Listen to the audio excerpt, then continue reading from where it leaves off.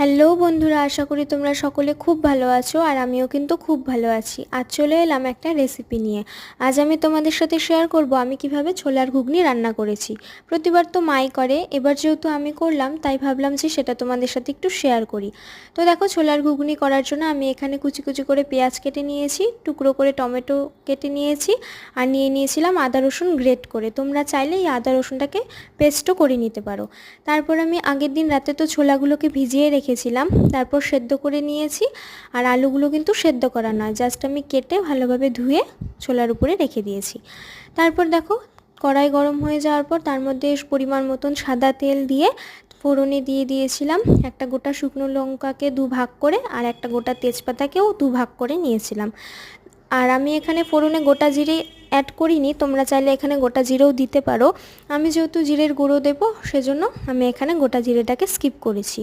তারপর দেখো, ফোড়নটা একটু নাড়াচাড়া করে নেওয়ার পর ওই কেটে রাখা আলুগুলোকে এর মধ্যে দিয়ে দিলাম। হালকা যখন ভাজা ভাজা হয়ে গেল আর কিছুটা সেদ্ধ হয়ে গেল, ওই ভাজা ভাজা হলে তো একটু সেদ্ধ সেদ্ধ হয়েই যায়, তো সেটা যখন হয়ে গেল আমি ওই কুচি কুচি করে কেটে রাখা পেঁয়াজ টমেটো এর মধ্যে দিয়ে দিয়েছিলাম।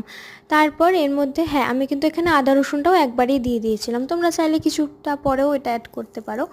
তারপর যখন পেঁয়াজ আদা রসুন আর ওখানে যে টমেটো ছিল সমস্ত কিছু ভালোভাবে ভাজা ভাজা হয়ে যাবে, তখন এতে একে একে আমি মশলাগুলো অ্যাড করেছিলাম। প্রথমে দিয়েছিলাম হলুদ গুঁড়ো, তারপর দিয়েছি লঙ্কার গুঁড়ো, তারপর দিয়েছি পরিমাণ মতন নুন, আর লাস্টে দিয়েছি অল্প জিরের গুঁড়ো।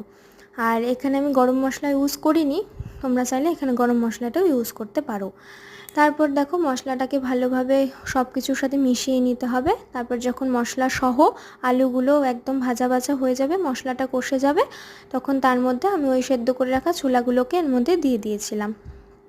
ছোলাগুলো দিয়ে দেওয়ার পর ভালোভাবে নাড়াচাড়া করলাম, যাতে ছোলা আলুর মধ্যে সমস্তটার মধ্যেই আর কি মশলাগুলো ভালোভাবে মিশে যায়। তো অনেকক্ষণ ধরেই আমি নাড়াচাড়া করেছিলাম যাতে মশলাগুলো একদম ভালোভাবে মেখে যায় ছোলার গায়ের সাথে।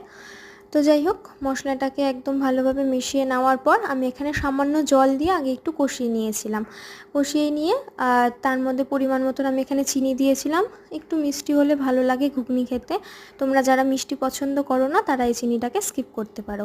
তারপর দেখো, চিনি দিয়ে আবারও কিছুক্ষণ নাড়াচাড়া করে নেওয়ার পর আমি আর একটু পরিমাণ মতন জল দিয়ে দিয়েছিলাম, যেহেতু আলুগুলো একটু সেদ্ধর ব্যাপার ছিল সেজন্য, না হলে তো ছোলা একদম শুকনো হয়ে যেত। আমি তারপর একটু পরিমাণ মতন জল দিয়ে ভালোভাবে নাড়াচাড়া করে যখন একদম জলটা টেনে গিয়েছে, তারপরে কিন্তু রেডি হয়ে গেছে ছোলার ঘুগনি। তো তোমাদের আজকে রেসিপিটা কেমন লাগলো আমাকে অবশ্যই জানিও।